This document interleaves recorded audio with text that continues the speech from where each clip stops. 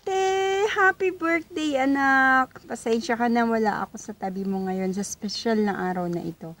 Pero nagpapasalamat ako sa Diyos sa lahat ng biyayang ibinigay niya sa atin. Salamat, Panginoon. At sa asawa ko, gusto kong magpasalamat sa iyo. Dahil habang wala ako, ikaw ang tumatayong ina at ama ng mga anak natin. Salamat kasi iniintindi mo sila, pinagtsatsagaan mong intindihin ang lahat ng bagay para sa kanila. Salamat ng marami sa iyo. At sa dalawa ko pang anak, na kasing ganda ko, syempre, salamat ng marami kasi napakabait nyo. Napakaswerte ko dahil nagkaroon ako ng 3 anak na mababait.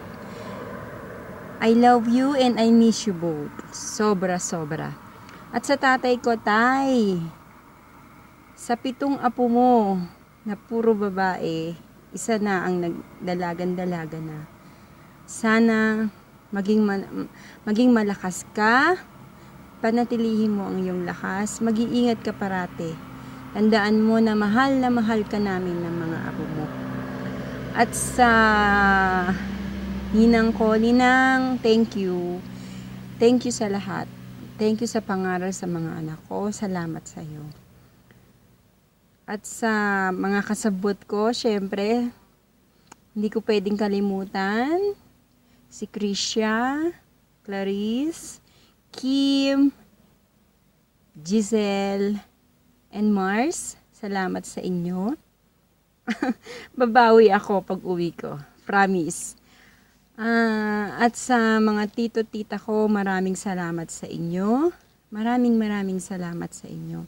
Sa mga pinsan ko, hindi ko na kayo kayang isa-isahin dahil sa dami nyo. Pero maraming salamat sa pagpunta. Maraming salamat sa inyo. At sa tita Belen ko, tita, hindi mo man to naririnig. Pero gusto ko tang pasalamatan.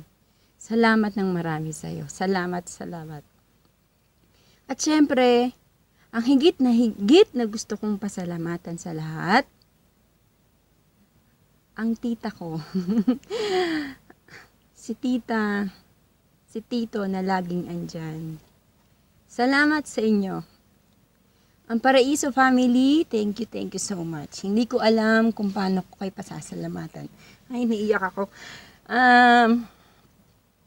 Kulang pa ang salitang salamat. Pero, salamat kasi andyan kayo parati sa akin.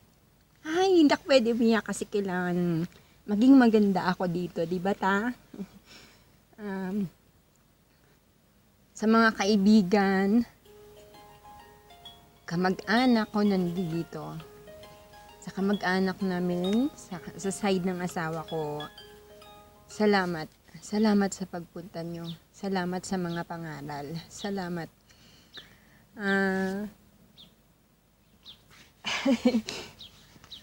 Ate, happy birthday anak. Ang wish ko lang sana makatapos ka ng pag-aaral. Laging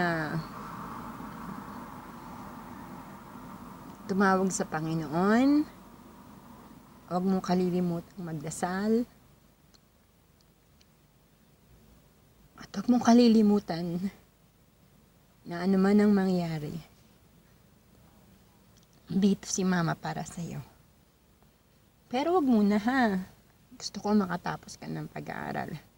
Alam ko, may tiwala ako sa'yo. Natutuparin mo ang pangako mo sa akin. Salamat anak. Mahal na mahal kita. Mahal na mahal ko kayo. Lagi kayo mag-iingat. Salamat.